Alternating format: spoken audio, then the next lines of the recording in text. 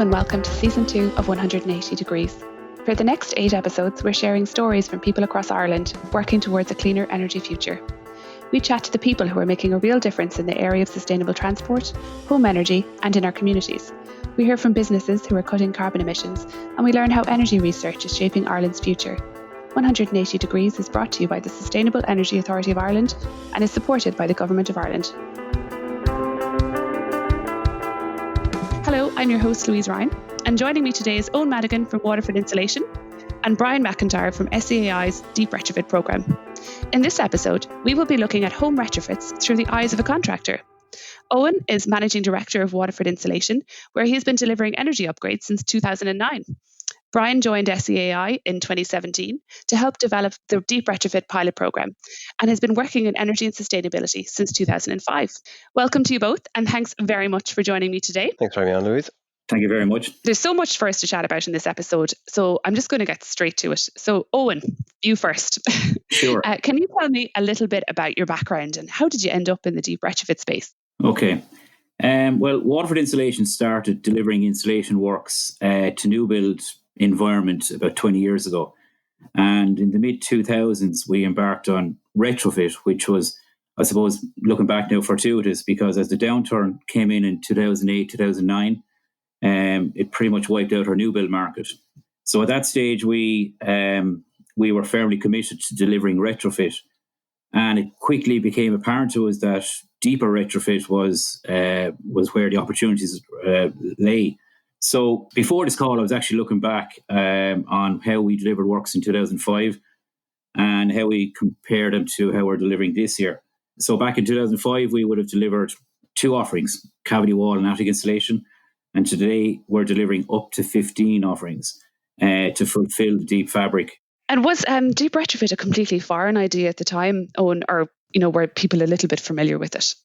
It was new. At the moment, everyone is familiar with cases where we bring contractors into a house to do odd jobs. The plumber comes in, the plaster comes in, the electrician comes in.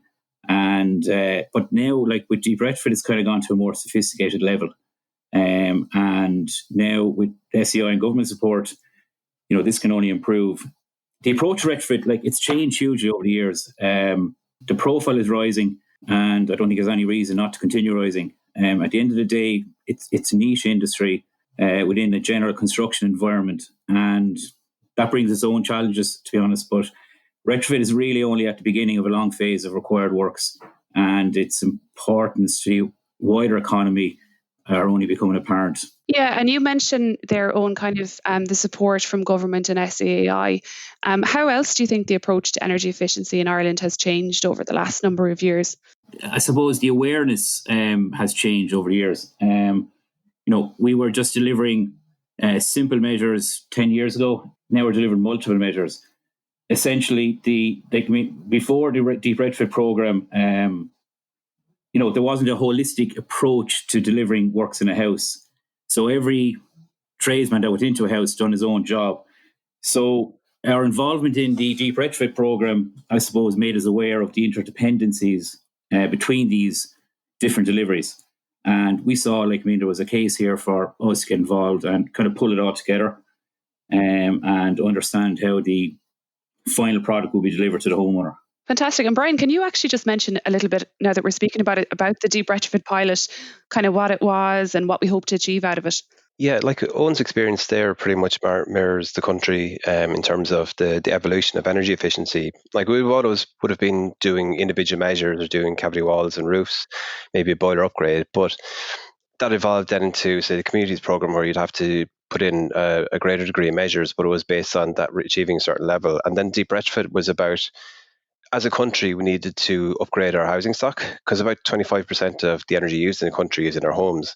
And in terms of the energy rating of our homes, it's quite poor. So we needed to understand what would a large-scale program that would upgrade our homes up to a very good rating. So in the Deep Retrofit pilot, it was about bringing homes from, say, a D1 all the way down to G, so the bottom half of the BR scale, up to an A rating.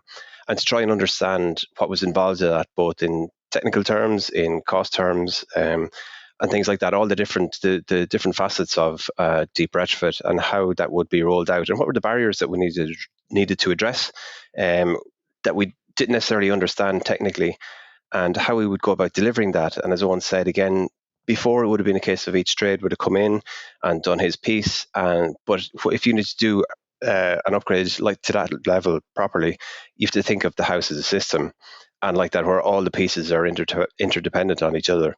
So the deep retrofit again was trying to bring all that in and upgrade a portion of our homes in the country from, say, a D1 all the way down to G, up to an A rating, and for us then to try and understand what were the challenges, what were the opportunities, what did that look like, and how it could be used to inform policy going forward. So in terms of our policy under the Climate Action Plan, we're trying to retrofit 500,000 homes up to a B2 by 2030.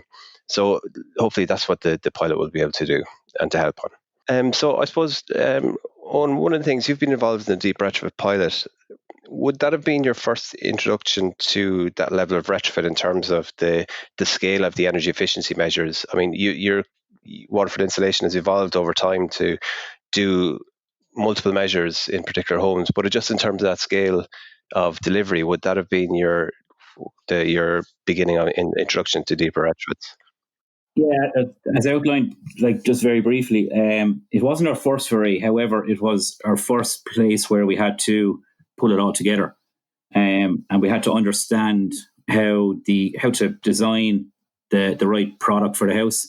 That involved bringing the bear guy in, and we had to understand how to scope the works, and we had to understand how to design those works, manage a homeowner's expectations, manage a program of delivery, and managing quality. So it was the first time that we actually pulled everything together and packaged it as one product and sold it to the homeowner as one product, delivered it as one product to you guys from a quality point of view. So yeah, it was very informative in that sense, because it just forced us to join the dots and make it all happen and pull it together. Yeah. Are there areas that you would have had to upskill in or bring in new people or new backgrounds to try and help do that? Just from, say, the design point of view and actual delivery as well? Yeah, so we did have to upscale. Like, I mean, in addition to frontline workers doing the trades, like doing the plastering and the heating and the window delivery and the ventilation, they all needed to be strengthened. But in addition, we had to look at our design teams, so our middle management, our technical teams. So we had to look at surveyors, engineers, building surveyors, and quality assurance guys. So there was another tier added into our model, and we had to source them. And that's one challenge we have at the moment. Like, I mean, getting good quality people in that space is hard. And effectively, we're competing with the new build environment for those talents. So that was a new challenge for us, and to be honest, it's still a challenge going forward. But look, it's a positive challenge at this point. Do you think there's been an increase in people kind of developing these skills in the last couple of years, or do you think there's still a long way to go? I think there is an increase in the level of people in the space, but I think we struggle. When I say we, I'm talking about the retrofit industry. Like, I mean, we're a niche industry within the building industry.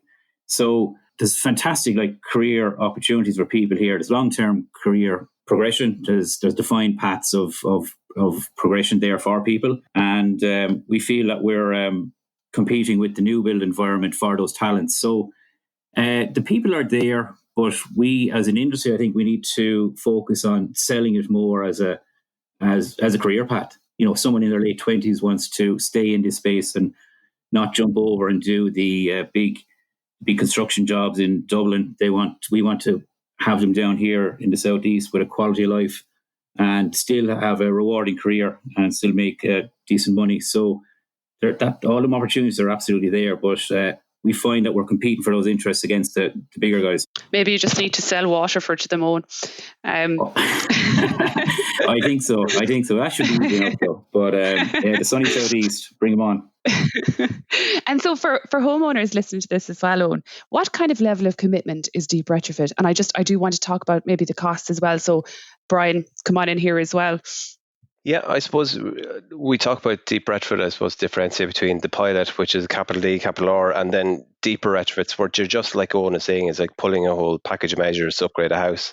It may be to a B2, it may be to a B1 or an A3. The pilot was to an A rating, so just to differentiate. If you're looking at, say, an example would be a 3-bedroom semi-D built in the 90s, might be a C3 or D1 rating. That probably has some attic insulation, some wall insulation, and as a boiler, it's maybe 15, 20 years old. You could be looking 10 to 15,000 to bring that up to a B2. If you the other end of the extreme, then you might have a 4-bedroom bungalow down the country, built in the 50s, probably 160 square meters, heated by a range, little insulation, single glazed windows. You could be looking around 40,000 because you're looking at attic insulation, wall insulation, windows, putting in a new boiler and zoning and that kind of thing. But it really, look, every house is going to be different. Like that example of a semi-D is very specific. If you change it to has poor single glazed windows, you've another cost there to upgrade the windows. If it's got wooden floors, you're going to look at an additional cost there as well. So it really depends on a lot of different factors, like the house type itself, the starting point of the BR, and the different elements. So, I mean, it's just to give an idea of the magnitude of costs and how it can vary. But they're sort of ballpark figures that people could look at. Perfect. And I suppose, I mean, it's getting quotes as well, isn't it? And just kind of doing a bit of investigation yourself if you are a homeowner thinking about this. Exactly, yeah. And so, Owen, as well, then tell us a little bit about the homeowners that have come to you for deep retrofits. What actually prompts them to think about completely overhauling their home and the energy efficiency of their home? Generally speaking, there's some kind of change at play in their lives, right? So there's a wedding, or there's a new house, or there's a growing family, or there's upsizing, or there's downsizing, or maybe there's a retirement on the horizon, and there's a desire to future-proof the house. So, like, when these people pick up the phone to contact us, they would have a basic understanding of what they want, or they would have a broad kind of picture of what deep fabric means. So we find that when they come in, conversations are very positive because they've already engaged with the concept, and we just have to then promote the individual aspects of that concept to them. My view is then, as an industry, we need to engage the rest of the market, like what I call the stay market. They own their own house for pretty much a long term, on a long term basis. They have no interest in moving. Maybe they don't need an extension, but they would benefit from a more efficient house.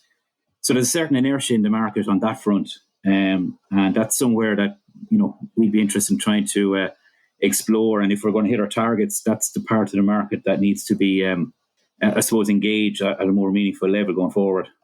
Do you think people kind of in that situation where they're just in that house long term, that they kind of just become immune to the fact that maybe their home is cold and they're spending a fortune on heating it?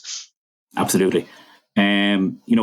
Part of the reason for upgrading is this rebound effect. So, most people do it to save money, and the money equation is there, no doubt. But a lot of people would do it for comfort levels, and people, they get used to a certain level of warmth. One of our older clients, he spent much of his life in a cold house, and we delivered an A3 house to him. But he didn't understand warmth until very late in his years. That was sad in ways, because this was a man who had spent 75 years of his life living in a certain way, and he could have been living in a more comfortable way. So the comfort factor is huge. A lot of people will pay, even to maintain their utility at the same rate, to have a more comfortable house. Like a lot of us would over the years. We all make choices from time to time. Do I leave the heating on, or we're going off on holidays, or have to pay the insurance, or have to pay a car repair bill? We say, oh God, we'll cut it off an hour early. So those kind of decisions, they visit all of us at some point, and they're the unspoken benefits that can come out of a deep retrofit. Just on that, Owen, I mean, in terms of renovating your house, do you find it very difficult, or is it hard to sell energy efficiency to homeowners in terms of who may not necessarily have considered it for upgrading their home? Because it's less visible, it's less tangible, it doesn't have the aesthetic element that, say, a new kitchen might have, for example. Does that make it more difficult to sell to homeowners this day? I suppose we've two halves. We've people who get it and they move on with it and they're happy to engage. But on the other on the other side, we've people who won't engage. Like, I think Irish people have a mindset that presents maybe difficulties in when it comes to spending on items that are not as tangible. So, they're happy, as you referenced, they're happy to spend on the extension because you can see it. They're happy to spend on the kitchen or the bathroom because it's tangible and it's visible and they can show it to their friends and neighbours and family. But they're unsure about installing new heating tech or ventilation. And I guess, that's the challenge that we have and SEAI have, for that matter, like how we as an industry kind of focus and help people to understand those benefits, both monetary and non-monetary. And that's where we're on the doorstep trying to convert people and let them understand the benefits of improved efficiency. Like even indoor air quality is it's not spoken about much, but it's a huge benefit from deep retrofit.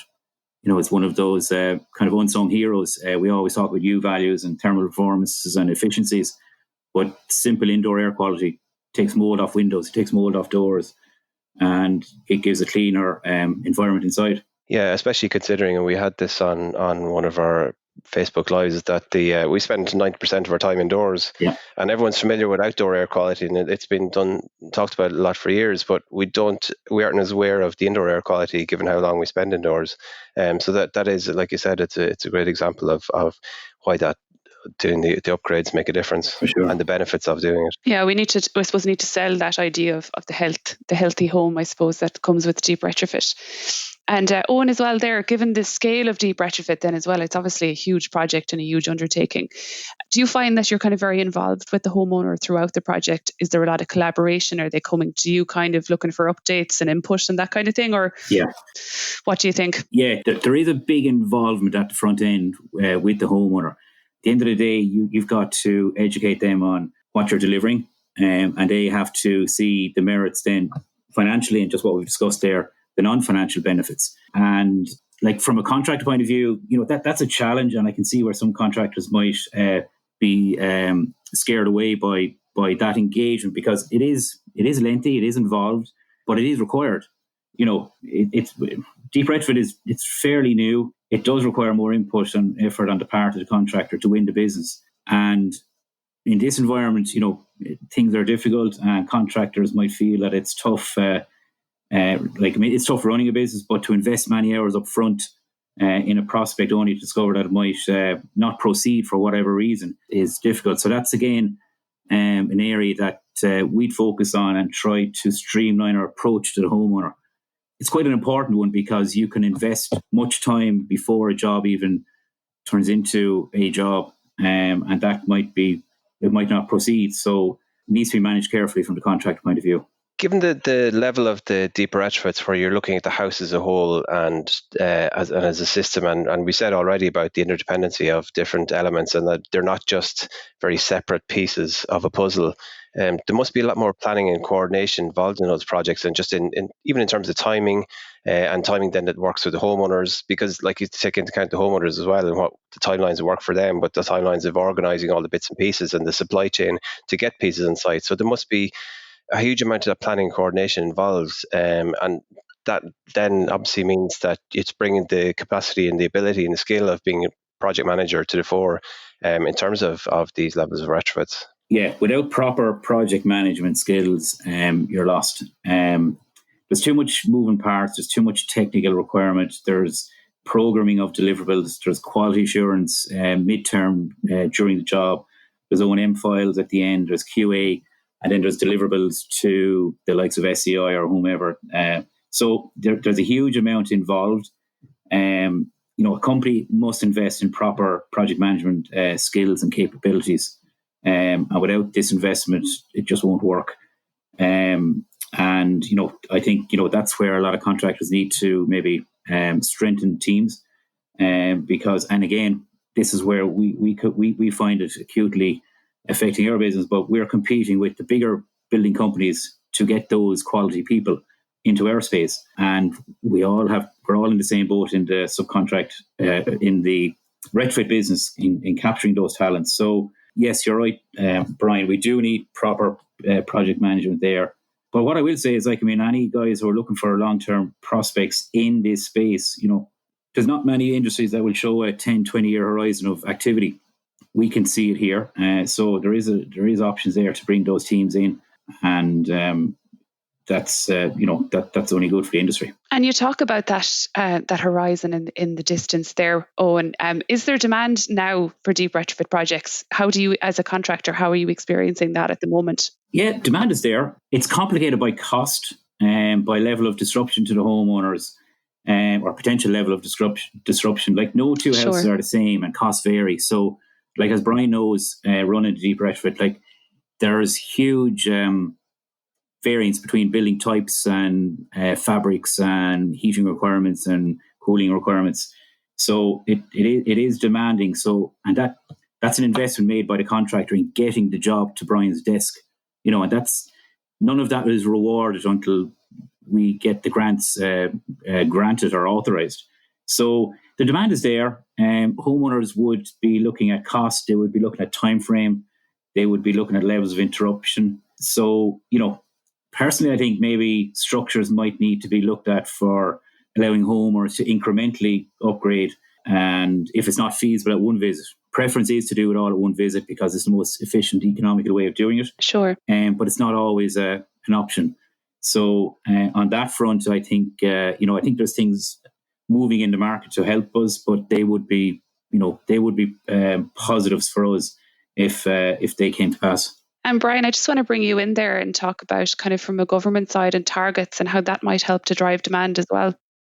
Yeah, the Climate Action Plan was published there last June. So that set a target to retrofit 500,000 homes in the country up to a B2 rating. And there was also then to retrofit 400,000 heat pumps to homes in the country. So it's a very ambitious target. That's 50,000 homes a year to be brought up to a B2. And obviously, just with the nature of the houses in the country, I mean, you're not talking a massive job for a home that's already, say, a C1 or a C2. But again, even within the G rating band, that's once it's past a certain point, it's all G. You could go all the way down to Z in terms of some of the homes, and Owen's seen some of those as well. Yeah. So there is it's a significant job of work, but the targets are there. But we need to put all the other pieces in line with that as well to drive people towards that, to meet that demand as well. Because it's one thing setting a target, but we need to raise that awareness and have incentives in place for people to invest. Oh, and just in terms of we've talked about the benefits for homeowners and looking at the targets and that kind of thing. But what do you feel the benefits of, say, the deep retrofit, for example, or deeper retrofits, just in terms of the extent of the works you're doing to your house? What are the benefits for contractors in that? Look, there's absolutely increased opportunity for work there. The breadth of work and scale of work ahead of us is quite high in my view. So there's a lot of opportunity there. As I said earlier, like the consensus is there's a lot of work over the next 10 years anyway, maybe longer. So the retrofit contractors should be able to take that as assurance that there's solid pipelines there, build good teams, get the right engineers, energy surveyors in place, and offer those type of people good stable careers. We're not dependent on the ebb and flow of the new build market. That will come and go. I think work will be reasonably local if market grows for all the contractors, which is quite important. So we shouldn't see good talent on these new motorways driving to Dublin each day for work. They should be able to relocate to the sunny southeast and other places like that. Well, that's the true benefit. Yeah, that's the true benefit, Louise, for sure. There's a huge digital revolution happening all around us, but that won't negatively affect deep retrofit. Like, it's a very labour-intensive industry, and tech can't plant a plumber installing a heat pump or plasterers, EWI in a wall, or a building surveyor QAing a job, or BR guy going out to validate works delivered. It's of its time now. It's local work, real work, good work. That should be pushed as much as possible. So so it's a good news story from the contract point of view. There's obviously a huge number of opportunities out there, as you've just outlined. I suppose I'm going to put this to both of you now. What are some of the challenges that are out there for deep retrofit in Ireland? Obviously, we need to reach that very ambitious target. I would say access to finance. A lot of people want to go ahead, but just financial conditions, circumstances dictate that they can't. I think then there's an engagement process that at government level needs to happen to engage people more. In fairness, you hear more dialogue from politicians about deep retrofit in the last year or two. Sometimes the industry mightn't have had the funding to support that rhetoric, but I think it's happening now. So I think that's good, but there's still an engagement process to buy in the homeowner. I think resources are a big problem, both frontline and management level and technical level. We just touched on that a moment ago. And I think the ambition levels are quite high, but I suppose, no one will ever die by being too ambitious. So yeah, I think you've probably covered the main points there, Owen. Like you said, it's the competition for people on the ground to actually deliver them as well, because like there's a big challenge there in terms of the retrofit market, and even just on its own to try and meet those targets needs a lot of people. But that's in some places you're competing with the new build market as well for those people that you need to have in the industry, and as well the finance obviously is going to be a big issue, because I mean, even with grants, if you're having to spend 20,000, 30, 40,000 on your home to bring it up to say a B2 as an example, even with the grant, that still leaves you with a significant amount of money to have to pay at your end, and that upfront finance is a massive barrier, and it's something that will, and if we could address that, it would be a game changer. But also the awareness of, and as Owen touched it as well, like the awareness and engagement of people to sell the benefits of it, because like I said, it can be difficult when it's not really an aesthetic or a very tangible, visible thing in a home. Like it's insulation, it's hidden behind the walls. It's not as nice as the kitchen because you're working the kitchen every day, or it's not as nice as a suite of furniture or extending the house, but it makes a massive difference to the quality of the house. It's just getting people to engage with that as well as the awareness side of things. Absolutely. So just at this point, I happened to speak to Sandy earlier, who was one of your homeowners that you have completed a retrofit for Eoin. Luckily, don't be frightened. She did have all good things to say. So let's just go over and have a little bit of a listen to what she had to say about the experience. So, Sandy, can you just tell me a little bit about your house, kind of what the style of it is and all that kind of thing? It's a semi-detached house, and it was built in 1954. And it was my partner's family home, and he inherited it a few years ago, and there was no heating in it. There was an old Stanley range in it. Oh, lovely. And that was it. Yeah, that was great, but the rest of the house was cold. There was no heating, central heating. So we basically, when we took it over and when we decided to do it up, we felt that we needed a central heating system, at least. And then we saw a program, what was it called? Oh, EcoEye. Your man was talking about the Ep4 program, the pilot project. And so we decided to try and get onto that, and the rest is history, basically. So you obviously went from this completely unoccupied, freezing cold house with no heating system. So when it's all completed, can you just tell us a little bit about the transformation and what it feels like in the house now? It's just totally different. It's a completely different house. Now, I never lived in this house before. Sure. My partner did. He grew up in this house.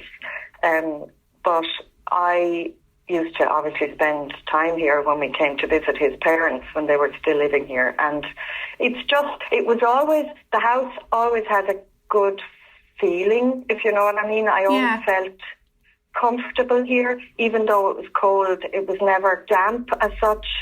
I think the house is basically well built. But I mean, the difference now, I mean, we don't even have to turn on the heating. It's just warm and there's no draft. And I'm originally from, I would be used to this kind of house, to be honest. But I've lived in Ireland for 20 years now, and I've been cold for 20 years, and I've been giving out about windows that didn't close properly and heating systems that didn't work and stuff like that.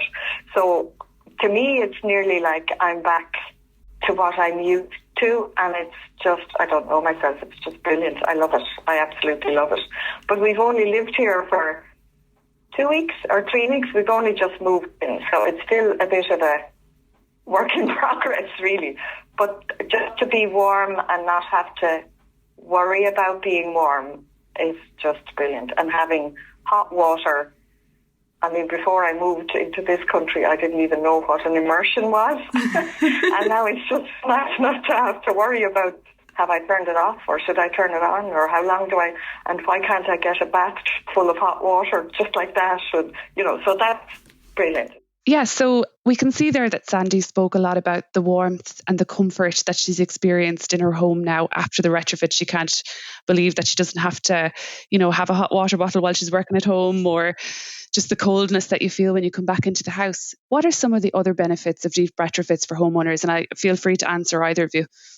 I think Owen's touched on it already, I suppose, and it's from dealing with homeowners like Sandy, where you get that feedback after the fact. As I said, like, we look at the ventilation side of things and making sure you've good quality ventilation throughout the house, and you've good indoor air quality, and considering how long you spend in the house, that's really important. And the comfort is massive. Everyone we've spoken to after the fact, or after the deep retrofit, have said it's unbelievable. Like, it's night and day between what it was like beforehand and after getting it done, because you just have this, it's always the same temperature inside, because you have a really good level of insulation. Your house is airtight, you got good indoor air quality, and it's just constantly, say, 20, 21 degrees, and you've no idea what temperature is outside because it's always the same inside. Yeah, one thing you would see from the homeowner point of view is when they go to the dynamic of a heat pump. A heat pump is lower operating temperatures, but it's a constant, and they have constant warmth in their house. And people will always comment that the house is warm in the mornings. It's not really hot or anything, but it's very comfortable. So and before they would have been used to spurts of heat and energy in the evening and then cold in the morning. But now they have a constant heat and constant comfort in the house. And, people, when they have that, they realize what they were missing, and they're delighted that they embarked on that road and delivered it. So that would be the overriding kind of non-money benefit we would see coming back from people. Oh, and actually one thing I'd love to ask you is, can you tell us about some of your favourite retrofit transformations, the ones that have stuck in your mind long after you've walked away from them? For good or for bad? Well, either. I suppose for the purpose of this. They're all good. Look, the stories vary. Like, I recall one where due to planning permission delays and other delays, the job kicked off late in the year, and we had to start works in and around the last weekend in November. There was a big discussion on whether we do. There was a big discussion on whether we do it after Christmas. So all the meetings each week started with whether the turkey would be served on the family table in the kitchen that Christmas, and it kind of started out as a running joke and a casual comment at each meeting, but it became quite serious as time progressed. And needless to say, anyway, we got the turkey served on the family table in the kitchen that Christmas. But it was quite a journey. That's a Christmas miracle. Yes, yeah, one of those. I suppose at a more human level, and I kind of touched on it earlier.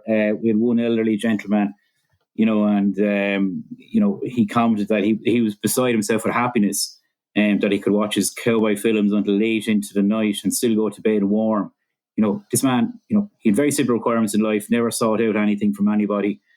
And late in life, he discovered that he did not have to live in a cold house. It was great to hear that. It was kind of heartwarming and kind of made you stop and think about why we're all at this every day. Other issues would be, where you find, when you go into a deep retrofit, and people kind of forget about this, you invariably get involved in all aspects of the building. So you're going into every room, you're going into every piece of the roof. There's no part off limits.